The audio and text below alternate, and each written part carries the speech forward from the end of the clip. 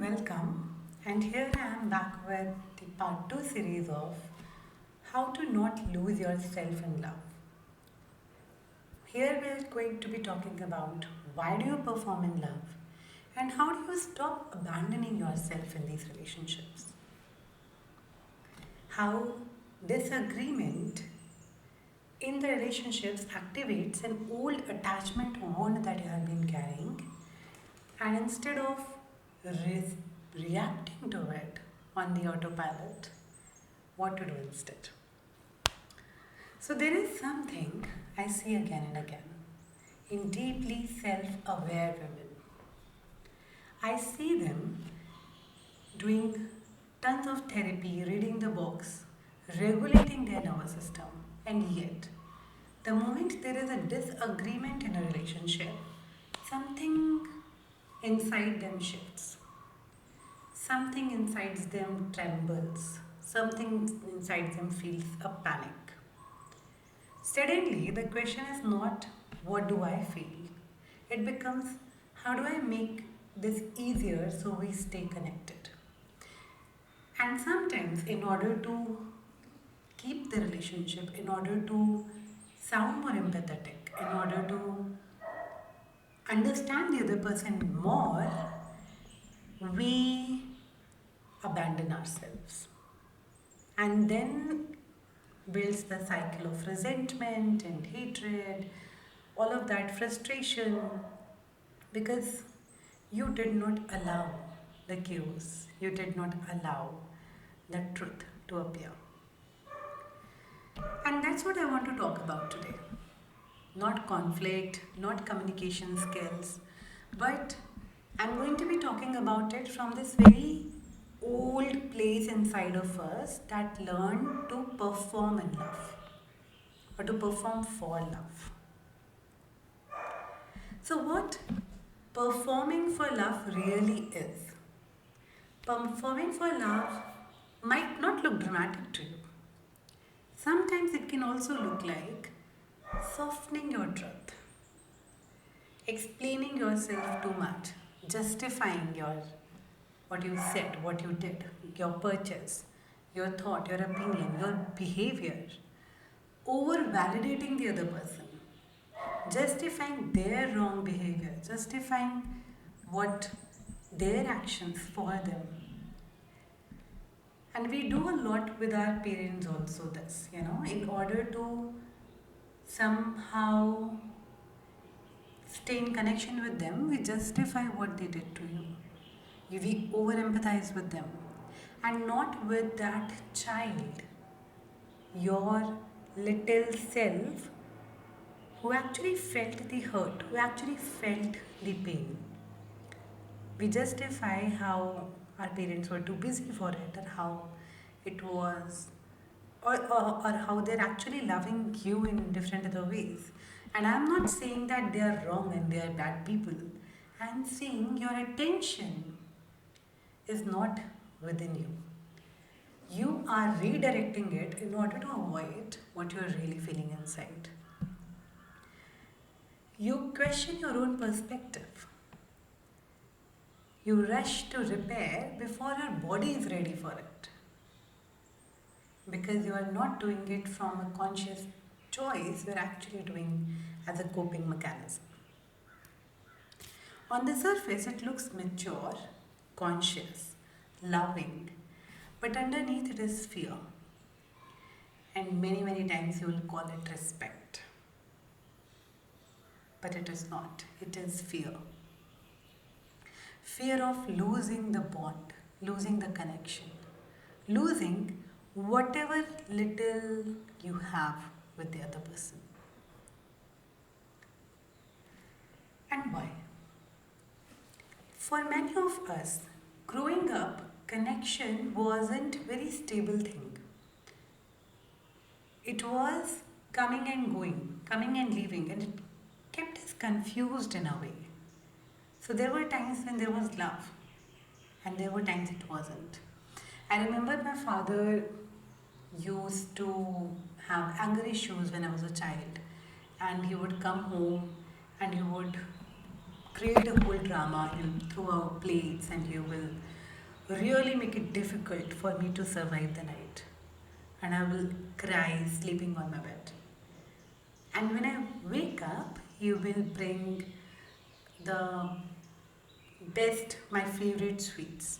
He will do every possible effort out of guilt of what he has done last night to make it, to repair our bond. And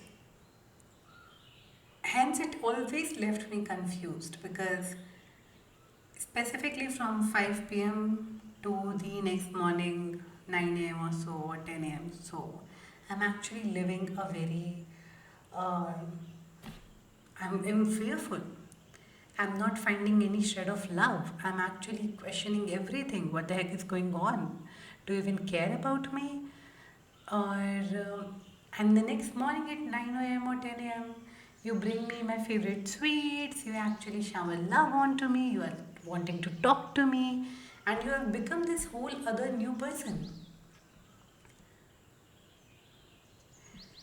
So then I also adapted. Adapted to the fact that, oh, like, in the evening my father is going to be angry, then how do I be more silent? How do I keep the house more peaceful? How do I really shrink and become so small so I don't actually be a child and do anything that can disturb the environment? And a lot of times I actually was behaving opposite. I saw my sister doing this, what I'm saying, but I was the one who was ready for a fight. I would be like filled up with anger because, hey, you loved me in the morning, so now I'm all like, the moment I see you behaving opposite, I'm actually more angry and I'm more um, in a fight mode. So I adapted in my own ways. Both of us, me and my sister, adapted in our own ways. And you could adapt, like if I had, if I adapt to this, I'll stay loved. If I'm easy, then I'm safe. If I don't create much friction, I won't be left. Or if I become difficult, I'm safe. If I become more angry, I'm safe. So when disagreement happens now, the adult mind might understand it's normal, it's okay. But the body doesn't hear the difference. The body hears something is wrong, fix it quickly in order to survive. And this is how you know it's an attachment trigger and not a communication issue. You would, if you would notice in that moment, we are going to take a very small example. Whenever the last time you were in a space where there was a conflict, where you had a different opinion, or where somebody said something it didn't really, it triggered something within you, it didn't really resonate. And I would share, I was on the dining table with my partner and my in-laws, and one of them said that, I think it was my mother-in-law who said that um, her father used to tell her that how um, it women cannot cover their bodies even with 2.5 feet of sari. It, it's such a big piece of cloth and still you cannot cover your body enough. And I got so triggered. I was like, what the heck? Who the? Everything that came up with it. But in order to maintain peace, or in order to me not creating a conflict, in order to me not addressing it, sometimes I also do into it because I'm also preserving my energy. But there are other times when I can and want to speak something, but I find my throat tightening. I find my chest feeling heavy. I find my breath shortening. And if at all I said something that, I don't believe that men have a right to speak about women's bodies and their clothes. And if I say that, I would find the somatic responses in my body even more louder when I say that. Because now I feel, oh my god, I've said something and it has created this chaos, this tension around me, and I can sense a tension that they have, you know, they didn't took it really well, and it is affecting my partner because he can also sense the tension. And I see this feeling of heavy chest and my shortened breath, and me feeling the urgency to restore that closeness. Not because I was wrong, but because my nervous system equates closeness is equal to safety.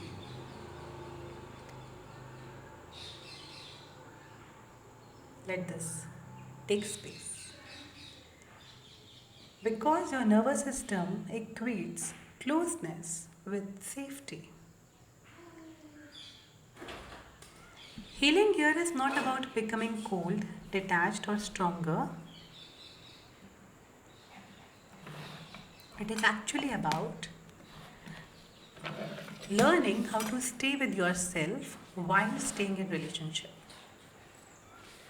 The first shift is internal. So healing here is not about becoming cold, detached, or stronger. It is about how do you stay with yourself while staying in relationship with other people. And the very first shift is internal. Instead of asking, how do I make it easier for them? You ask, can I stay present inside my body while this feels uncomfortable? Can I stay present inside my body while this feels uncomfortable? That's the work.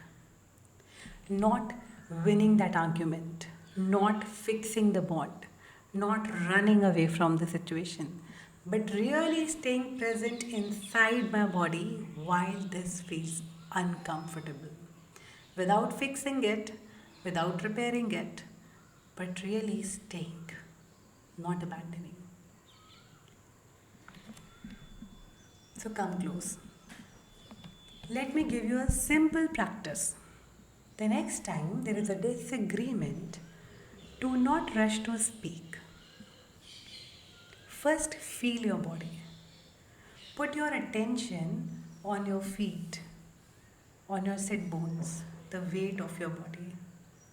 Let your throat be tight. Let your chest feel heavy. And because you have been avoiding that feeling until now, you have been rushing to fix this by adjusting yourself. This time you're gonna be present with it. You're gonna be present with your tight throat. The moment I'm speaking, I'm actually sensing my tightness in my throat. That's so alive that your body is literally speaking to you. So stay with your throat, stay with your chest, and silently maybe say to yourself that I'm here. I'm here. This discomfort, I can feel it. I can be with it. And slowly, maybe after a while, just check what could be like, what could you do, say that not to other person but for yourself that can make it a little bit easier for you, even just 5%. If there is something that you want to speak out loud, then say that for yourself. Do you need to take a walk? Do you need to breathe deeper? Whatever is that for you, do you need to just expand your chest more or feel something deep? Just making it 5% better for you, easier for you.